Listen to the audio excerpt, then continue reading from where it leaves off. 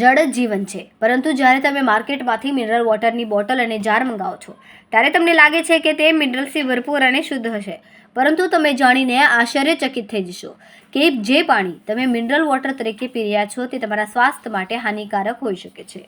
સુરત શહેરમાં છેલ્લા 11 મહિનામાં 14 મિનરલ વોટર પેકેજ બોટલ અને જારના નમૂનાઓ લેવામાં આવ્યા હતા, જેમાંથી 9 નમૂનાઓ ફેલ થઈ ગયા છે. ભેળસેળ કરનારા લોકો કઈ રીતે લોકોના આરોગ્ય સાથે રમી રહ્યા છે તેનું એક ઉદાહરણ બજારમાં વેચાતો બોટલબંધ પાણી અને જાર છે. તે પણ શુદ્ધ નથી. બહારના ખાવા પીવામાં તેમજ ઘરમાં વપરાતી ઘણી બધી વસ્તુઓમાં ભેળસેળ જોવા મળે છે. શહેરના મનપાના ખાદ્ય વિભાગે આ વર્ષે નવેમ્બર સુધીમાં બોટલબંધ મિનરલ વોટર અને પાણીના જારના 14 નમૂનાઓ લીધા હતા, જેમાંથી 9 નમૂના લેબોરેટરી તપાસમાં નિષ્ફળ જાહેર થયા. આ રીતે 65 નમૂનાઓ પરીક્ષામાં અયોગ્ય ઠર્યા.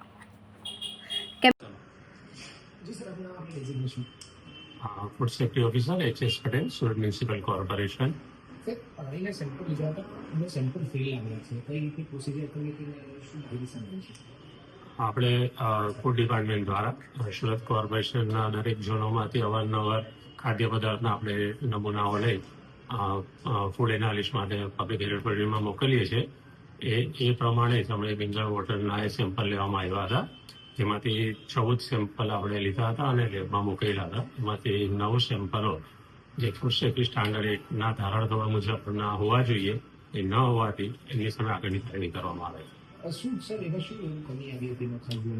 એની અંદર જે આપણે કેલ્શિયમની માત્રા 10 મિલીગ્રામ પર લીટર હોવી જોઈએ તેનાથી ઓછી માત્રા જાણવામાં મળી હતી.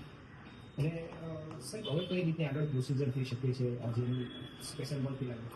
એમને જે સંસ્થાઓ છે, પાણીના પ્લાન્ટો છે, એની સામે એક્ઝિક્યુટિવમાં ફરિયાદ દાખલ કરવામાં આવે છે અને ફૂડ સેફ્ટી સ્ટાન્ડર્ડ એક મુજબ એની જે કંઈ દંડની જોગવાઈઓ કે પેનલ્ટી હશે એ ત્યાંથી ઓર્ડર થશે એ પ્રમાણે એમની સામે પ્રોસેસ કરવામાં આવશે. હા, એમાં કેલ્શિયમની માત્રા આપણે પાણીની અંદર હોવી જરૂરી છે કે જેથી આપણને શરીરની અંદર કેલ્શિયમ મળી શકે. જે ન હોવાથી આપણને સાંધાના દુખાવો હોય કે હાડકા રિલેટિવ છે કે ડિસીઝ કે હોય થતા હોય એ પ્રમાણે થઈ શકે.